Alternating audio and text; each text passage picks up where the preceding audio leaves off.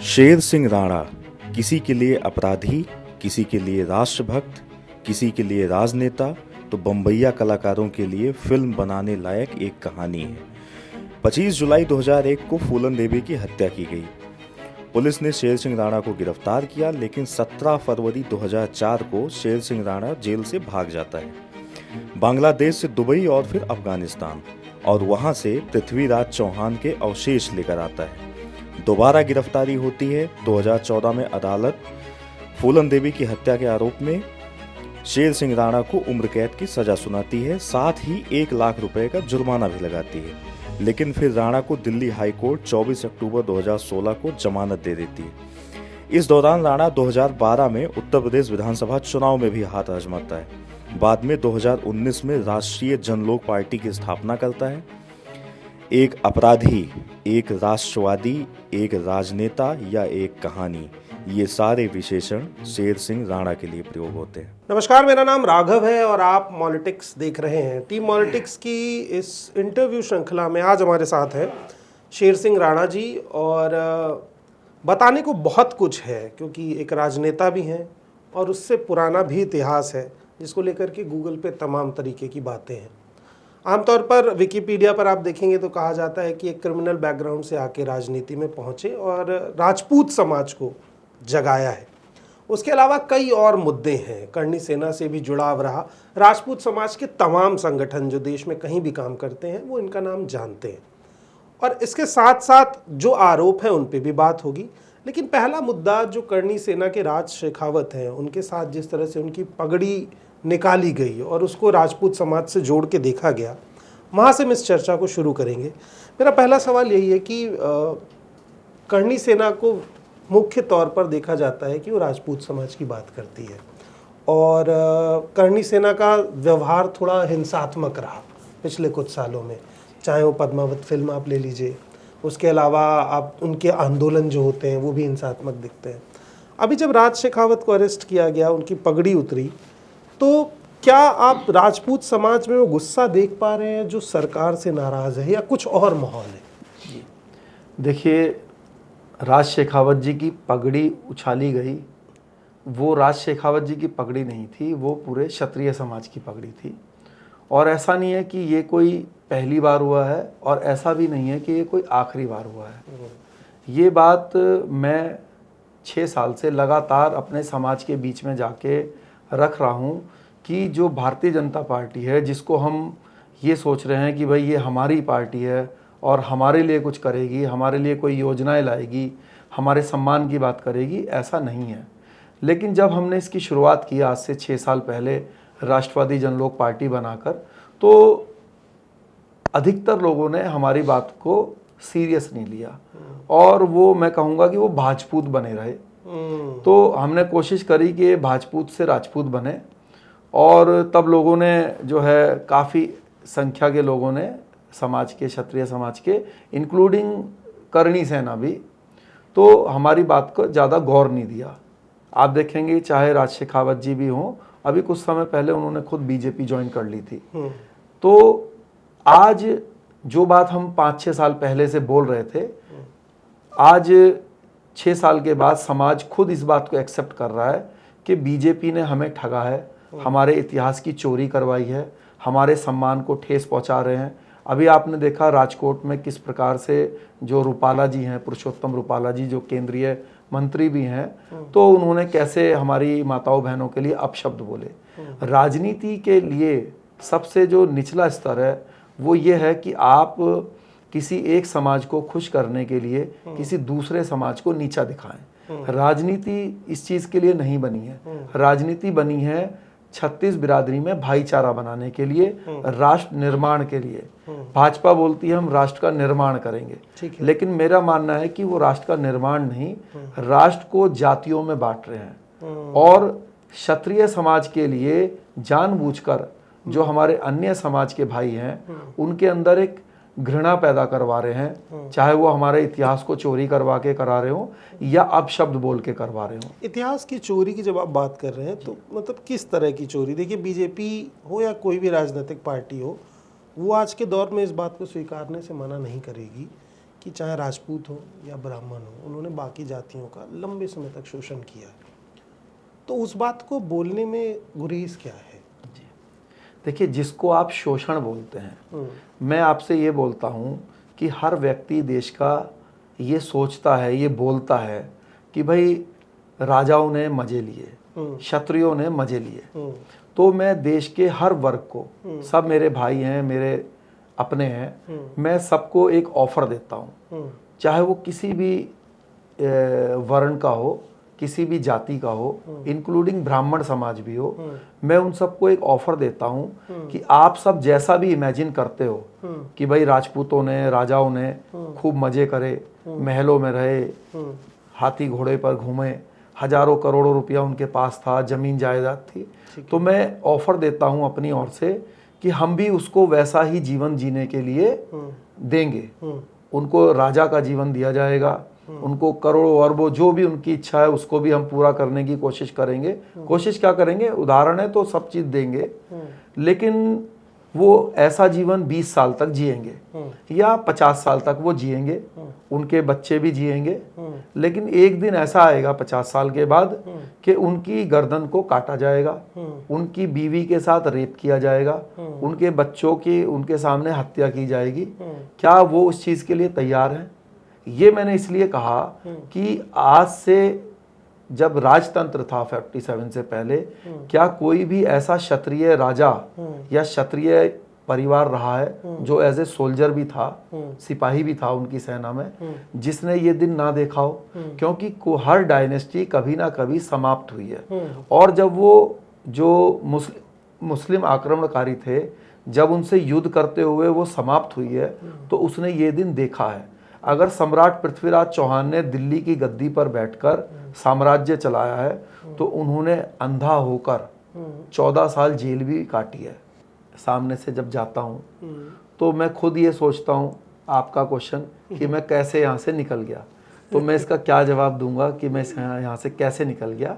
लेकिन बस मैं यही कहूँगा कि मेरी इतनी हैसियत नहीं थी और इतनी हैसियत नहीं है कि मैं उससे निकलता और अफ़गानिस्तान तक जाता, या आज भी जो मैं कर रहा हूँ, एक राजनीतिक दल बनाने का प्रयास कर रहा हूँ, राष्ट्रवादी जनलोक पार्टी, तो उतनी मेरी हैसियत नहीं है।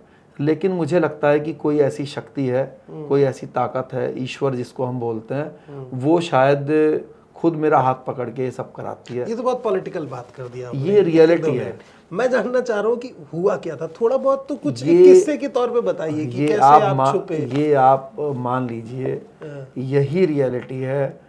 मैं आपको यकीन से बता सकता हूँ, दिल से बता रहा हूँ कि वाकई में ही मेरी इतनी औकात नहीं थी, आज भी नहीं है, और मैं इस पर पूरा फेथ करता हूँ कि किसी की भी जो लाइफ है उसमें सबसे महत्वपूर्ण तो उसका कर्म है, बट कर्म के साथ साथ किसी के भी लाइफ में आप मान के चलिए 70 to 80% जो उसकी डेस्टिनी है, जो उसका लक है, जो उसकी किस्मत है, वो बहुत ज़्यादा इम्पोर्टेंट रोल अदा करती है। मेरे से तो ईश्वर ने हमेशा बहुत मेहनत कराई है। कोई भी कार्य जो प्रभु ने मेरे हिस्से में दिया, उसमें बहुत मेहनत दी है। अगर मैं तिहाड़ से निकल पाया, अफ़गानिस्तान तक पहुंच पाया, तो मुझे पता है कि मैंने कितने कष्ट उसके लिए झेले, कितनी मेहनत की, कितने खतरों को मोल लिया। अगर मैं ये कहूँ कि मेरी 1000वीं लाइफ है ये, तो मैं आप उसमें आप मतलब मानिए, मतलब मैं तो 999 बार वो डंकी पहले वाला मर प्रोसेस था के क्या? बच चुका हूँ, समझिए। कैसा प्रोसेस था अफगानिस्तान जाने का? कैसे, मतलब जहाज से गए? हाँ, मैं जहाज से पैदल गया। गए? नहीं, मैं जहाज से गया। पहले मैं इंडिया से गया बांग्लादेश, फिर बांग्लादेश में कोशिश करी कैसे जा सकते हैं, तो वहाँ से असफलता मिली। कोई असल में उस समय इंडिया से और दुबई से और पाकिस्तान से सिर्फ 3 ही जगह से फ्लाइट जाती थी। थोड़ा बहुत मुश्किल था उस समय अफगानिस्तान जाना, हालात वहाँ के ठीक नहीं थे, तो काफ़ी मुश्किल हुई उसमें। लेकिन जैसे तैसे फिर ईश्वर ने रास्ता बनाया। फिर मैं दुबई के रास्ते से गया, तो मैं ढाका से दुबई गया पहले, और फिर दुबई से एक काम एयरलाइंस चलती थी उस समय, तो काम एयरलाइंस के प्लेन से मैं गया। वो शायद वीकली 2 टाइम्स चलती थी, ट्यूसडे और फ्राइडे को, मुझे ध्यान नहीं है अभी ठीक से। तो उससे मैं काबुल पहुंचा और फिर उसके बाद पूरा अफ़गानिस्तान मैंने घूमा। मैं ऐसी ऐसी जगह पर गया अफ़गानिस्तान के जहाँ पर मुझे लगता है आज भी शायद नहीं जा पाएंगे लोग। वहाँ के जो लोकल व्यक्ति थे वो खुद वहाँ पे जाते हुए डरते थे। मैं कंधार के जो बहुत इंटीरियर प्लेसेस हैं वहाँ पर भी गया। क्यों गया? क्योंकि ये जो मोहम्मद गौरी हैं, इनके जो फादर थे, इनके जो पिता थे, उनका नाम था बहाउद्दीन सोम। तो उनकी कब्र थी वहाँ पे कंधार के बहुत इंटीरियर में एक पहाड़ के ऊपर। तो मैंने कहा कि इनके पूरे ख़ानदान के जो लोग हैं सबकी मुझे कब्र को रिकॉर्डिंग करनी है और देखना है और वहाँ से निशानी के तौर पे कुछ लाना है, जिससे कि हम ये बता सकें कि अगर आप हमारे एक महान पूर्वज को बेइज्जत करेंगे तो हम चाहें तो आपके भी पूर्वज को बेइज्जत कर सकते हैं। लेकिन ऐसा हमने करा नहीं और ऐसा हम करेंगे भी नहीं, क्योंकि हम एक शिष्टाचारी लोग हैं। किसी भी जो दुनिया में व्यक्ति नहीं है उसके ऊपर जूते चप्पल रखना, उनकी कब्र या उनके मंदिर या कोई भी चीज़ के ऊपर सबसे बड़ी मूर्खता वाली हरकत है।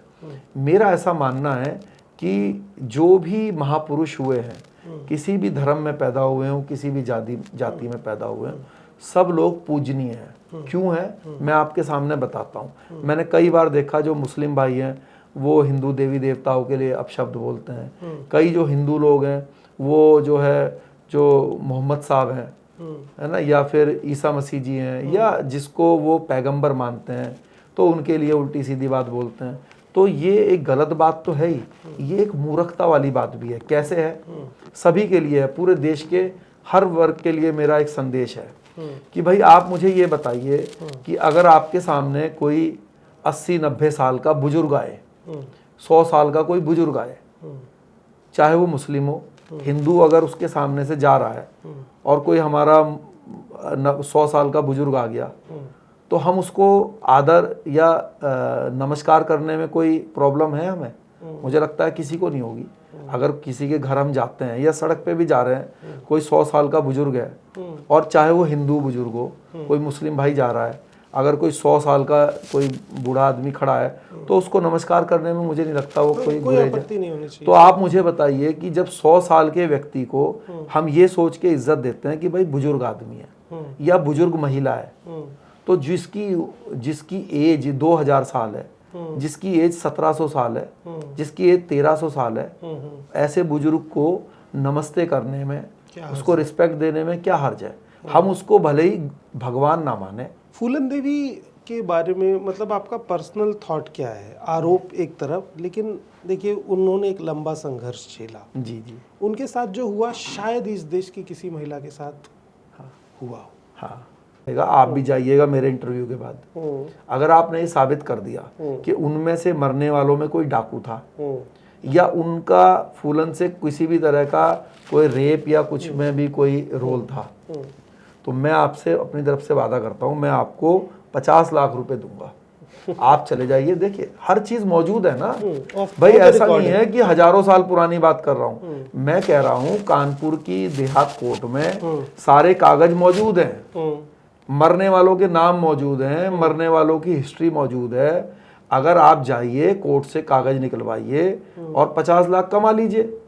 जो लोग बोलते हैं कि फूलन देवी ने जो है अपने बलात्कारियों को मार दिया, आप साबित कर दीजिए। शेर सिंह राणा बैठा है, आप आ जाइए कि देखो जी ये थे डाकू थे, ये तो मार दिए, आप गलत कह रहे थे। अरे भाई फैसला आ गया है, फैसला आया ना बेमई हत्याकांड में अभी 1 महीना पहले, तो क्या है उसमें सजा दे दी ना उसको, फूलन के गैंग को। तो सजा तभी दी ना कि मरने वाले दोषी करार हुए। हाँ, दोषी करार के बाद आजीवन कारावास भी दे दी। तो वो इसीलिए दिए ना आजीवन कारावास कि उन्होंने जिनको मारा था वो सब बेगुनाह साधारण लोग थे। कुछ मीडिया संस्थान ऐसा लिखते हैं, उस दिन आप फूलन देवी से मिले जी, आपने खीर खाई जी, खीर खाने के बाद आपने प्लान बनाया कि उन्हें मारना है। जी। मुलाकात सच में हुई थी और वो मुलाकात कैसी थी? देखिए आपको क्या लगता है ये जो क्वेश्चन है यही मतलब मज़ेदार वाली बात आप पूछ रहे हैं कि मतलब आप ये कह रहे हैं कि खीर खाने के बाद मेरा दिमाग ऐसा बन गया। ऐसा लिखा हुआ है। अरे भाई ये सारी बातें गढ़ी जाती हैं किसी के इमेज को डाउन करने के लिए। मैं इसीलिए चाह रहा हूँ ना कि आप इस पे क्लियर जवाब ये दें। हाँ, इसमें क्लियर मतलब ये तो बड़ी सरलता से इसको समझना चाहिए। ये सब बच्चों जैसी बातें हैं कि आप चाहे किसी भी मकसद से किसी से मिल रहे हैं, जा रहे हैं, तो मतलब खीर खाकर दिमाग पलट गया और अच्छा, किसी को लेकिन मार मकसद दिया। क्लियर था उस दिन आप नहीं, जब गए थे? मेरा ये कहना है कि मैंने तो उनकी हत्या से मेरा कोई लेना देना नहीं है। मेरा ये क्लियर कहना है। आपका हमेशा ये स्टैंड था? हाँ, यही स्टैंड था भी, स्टैंड है भी। ये case honourable Delhi high court में पेंडिंग है। मैं आज इसमें कोई अपना बयान दूं, ये कोर्ट का अपमान है। बिल्कुल। तो मेरे लिए कोर्ट जो है वो भगवान के रूप में है। जब जज साहब अपनी कुर्सी पर बैठते हैं तो वो भगवान के ही एक अंश होते हैं।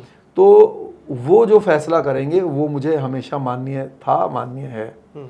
तो अभी मैं अपनी तरफ से कोई इसमें बयान दे दूं नेगेटिव पॉजिटिव, अच्छा, बस उसको मैं अच्छा नहीं बहुत मानता। क्लियर ये क्या आपकी कभी मुलाकात हुई उनसे? हाँ, फूलन से हाँ मेरी मुलाकात हुई एक बार। कैसी मुलाकात रही वो? मतलब क्या कन्वर्सेशन हुआ, कुछ बताना नहीं, कोई कन्वर्सेशन नहीं हुआ। एक्चुअली क्या है कि मेरे एक जो मिलने वाले लोग थे, मैं उनको पर्सनली नहीं जानता था, जो मेरे एक मिलने वाले लोग थे वो उनके परिचित थे। उन्होंने एक संगठन बनाया हुआ था, तो उस संगठन से वो लोग जुड़े हुए थे, क्योंकि वो मेरे काफ़ी क्लोज लोग थे। तो उनके साथ मैं उनसे मिला, सिर्फ इतना ही है। और इस मुलाकात का ही परिणाम मुझे इतने साल तक जेल में बिता के देना पड़ा। तो लेकिन उसको मैं ऐसे मानता हूँ कि वो मेरी डेस्टिनी थी। क्योंकि आपके सोचने से जीवन नहीं चलता। अगर अभी हम तो अच्छी खासी पढ़ाई कर रहे थे, अच्छे परिवार में ईश्वर ने जन्म दिया, और हमारा कोई क्राइम वाला रिकॉर्ड नहीं था, उसके बाद भी नहीं रहा। देखिए, आपको किसी के चरित्र को चेक करना है। सन 2001 में फूलन हत्याकांड का केस लगा, आज है 2024, पूरे 23 साल हो गए हैं। क्या 23 साल में आपने कभी सुना कि भाई शेर सिंह राणा ने कोई गलत काम किया? नहीं। ऐसा नहीं है कि मुझे मौका नहीं मिला। जब मैं जेल में था तो सन 2004 में मैं जेल से एस्केप हुआ, सन 2006 में मैं वापस आया, 2.5 साल तक मैं एस्केप रहा। उस 2.5 साल में 2004 से 2006 तक क्या कभी पूरे देश में किसी ने ऐसा सुना कि भाई शेर सिंह राणा ने किसी को धमकी दी हो, किसी से पैसे मांगे हो, कोई गलत काम किया हो? जबकि मेरे ऊपर बड़ा प्रेशर था उस समय कि मैं गलत काम करूं, मैं लोगों से उगाही करूं। जो अंडरवर्ल्ड था उस समय का, वो मुझे अपना पार्ट बनाना चाहता था। किससे बात हुई? किससे क्या, मेरे तो सभी लोग उस समय टच में थे और वो ऐसी इच्छा रखते थे। लेकिन हमने उनको साफ साफ कहा कि हमारा बाहर आने का उद्देश्य है अफगानिस्तान जाना, वहां से अपने लास्ट महान सम्राट की मिट्टी लाना। हमारा मकसद यहाँ पे दुबई में बैठ के फोन घुमा के लोगों को परेशान करना नहीं है। तो वो हमने एक्सेप्ट भी नहीं किया। आपके इस पूरे जर्नी पे जो आप तिहाड़ से निकले और फिर अफगानिस्तान पहुंचे, उस पर फिल्म बन रही है अब। जी, उसकी बधाई आपको जी। और फिल्म का पोस्टर अभी लॉन्च हुआ तो मैंने देखा, शेर सिंह राणा नाम से ही फिल्म बन रही है, आपके नाम से ही बन रही है, ये भी बहुत बड़ी बात है। और अभी तक ऐसा था कि विद्युत जामवाल उसमें आपका किरदार निभाने वाले हैं। अभी उसको लेके क्लैरिटी नहीं बनी है। कुछ जगह से मुझे ये भी पता चला है कि शायद रणदीप हुड्डा आ सकते हैं, अर्जुन रामपाल भी आ सकते हैं। आपको कैसा लग रहा है कि इतनी टफ जर्नी और वो एक फिल्म के तौर पर लोगों के सामने जाएगी? देखिए, क्या है कि अब अगर आप मेरी लाइफ को देखेंगे तो वो ईश्वर ने ऐसी तय की है कि वो खुद पूरी एक फिल्म ही है। मुझे खुद ही बड़ा आश्चर्य होता है भाई, तिहाड़ से एस्केपिंग, फिर बांग्लादेश जाके आईएसआई वालों से झंझटबाजी, और फिर अफगानिस्तान जाके तालिबानियों से झंझटबाजी, और यहाँ पुलिस से झंझटबाजी, है ना। यहाँ पुलिस भी लगी हुई थी पीछे, जो दिल्ली पुलिस थी, यूपी पुलिस थी। तो पूरा जो मतलब जो एक जीवन रहा है उस समय का, तो वो इस तरह का रहा है कि मुझे लगता है बहुत ही एक जो क्या बोलते हैं कि थ्रिलर फिल्म होती है ना, तो थ्रिलर फिल्म इस पर एक बन सकती है। और ऐसा जो फिल्म के मेकर्स हैं उनको ऐसा लगा तो उन्होंने राइट्स भी लिए हमारे। और क्योंकि मैंने एक बुक भी लिखी हुई है जेल में, आपकी जेल डायरी है। जेल डायरी, तिहाड़ से काबुल कंधार तक, तो उसी पर ही फिल्म मतलब स्क्रिप्ट जो है वो रेडी कर रहे हैं। और देखिए कब तक वो आता है। अभी जिन लोगों का आपने जिक्र किया, जब तक कोई उनकी तरफ से कोई ऑफिशियली अनाउंसमेंट नहीं होती है, क्योंकि ये उनके पाले में गेंद है, वही अपने पाले से इसको जो है डायरेक्टर खुद डिसाइड करेंगे। लेकिन ये 3 नाम अभी चर्चा में है। हाँ, ये भी देखिए, मैं अभी क्या है कि इस चेयर पे बैठ के कुछ बोल नहीं पाऊंगा, बट जो भी होगा जल्दी ही आपको इससे हो सकता है नेक्स्ट टाइम जब हम मिलें तो मैं आपको क्लियर बता पाऊँ। तो अगर मुझे तो फ्री में मिल जाएगी ना टिकट? अरे फ्री में नहीं, आप मेरे साथ चलिएगा ना, आप प्रीमियम जो उसका शो होता है ना, प्रीमियर शो जो है देखेंगे दोनों भाई। एक आखिरी सवाल पूछूंगा, उसके बाद इंटरव्यू खत्म करेंगे। आप अफगानिस्तान गए, ISIS और तमाम आतंकी संगठनों का आपने रुख देखा, पिस्तौल चलाने का मौका मिला एस्केप के दौरान? नहीं, देखिए क्या है कि हथियारों से मैंने दूरी बनाई। आज भी मैं क्षत्रिय समाज को ये बात ही समझाता हूँ 6 साल से कि लोकतंत्र का सबसे बड़ा हथियार वोटिंग मशीन है। अब ये तलवारें घुमाना बंद करो।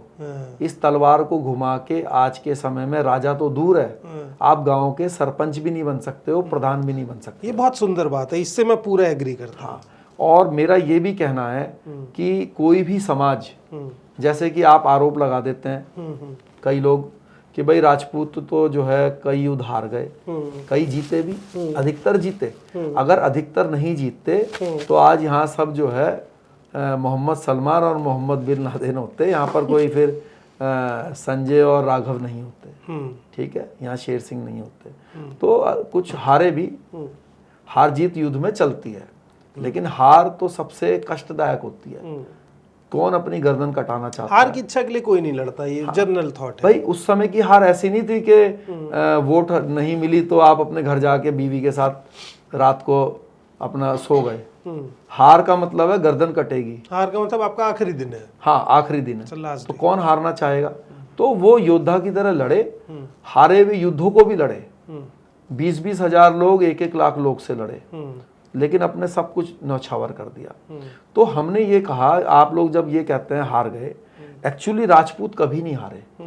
अगर राजपूत हारते तो वो जो है हारना उसको बोलते हैं कि आप 20 हजार हैं, सामने 1 लाख है, आपने 20 हजार ने अपना सरेंडर कर दिया, कहा हम नहीं लड़ेंगे और युद्ध भूमि से भाग गए। लेकिन आपने लड़े, आपने साका किया, महिलाओं ने जोहर किया, सुप्रीम अपना सैक्रिफाइस किया। तो हारा कौन फिर?